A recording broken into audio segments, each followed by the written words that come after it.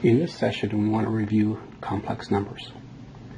A complex number is a number of the form a plus bi, where a and b are real numbers, and I is equal to the square root of -1. So we would define our set of complex numbers as such. And the complex plane is formed by taking an imaginary axis, being here the vertical, and the real axis being horizontal, and putting them together to form a rectangular coordinate system, where positive is going off to the right, 1, 2, 3, and so on, and I, 2i, 3i, 4i, etc. going upward. We can always represent a point, a comma b, in the complex plane, and associate that with the number z as a plus bi as a complex number. For example, if we have the point 3, 2, so over here at 3 units horizontally and 2 units vertically, this point 3, 2 in the complex plane corresponds to the corresponds to the number z as 3 plus 2i.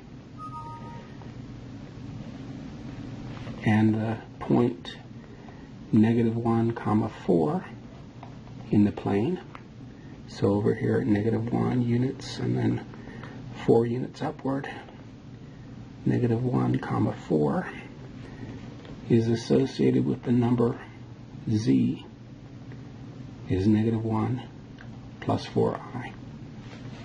And likewise, we can go in reverse, that if we have a number z is equal to, say, a plus bi, this is going to correspond to a point in the complex plane of a comma b.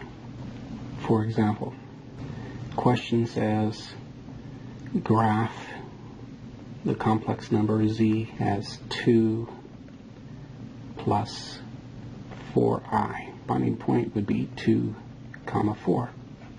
Here at 2 units horizontally and 4 units vertically, the point up here would be 2, 4. So we can go in either direction. We have this complex number in rectangular coordinates as z is a plus bi, is associated with a point in the complex plane of a comma b. So that's why they call that the rectangular form of a complex number. We could have just as well associated with this point in polar coordinates. So this number z is equal to a plus bi. We would like to associate that with an r comma theta in polar form. To do that, we need to make some definitions. We would define what's called the modulus of z and denote it by z with a pair of absolute value bars around it. And this is equal to that directed distance r. So if we look at coordinate system here again, and if this point is a plus bi, then the directed distance from the origin to that point is the modulus of z, which is equal to that directed distance r in polar form. And our angle theta is from the polar axis to that modulus. Now we would say that the argument of z is going to correspond to that particular angle theta. That angle theta corresponds to really an infinite amount, because you can have any 2 pi revolutions from that angle. So we define the principal argument as that angle between negative pi and positive pi. And that corresponds to the principal, denoted with a capital A, argument of z. And that's what we're going to try to find. So that's going to correspond to what we did in the unit circle in finding principal angle. If z corresponds to 0, then the directed distance would have to be r equals 0.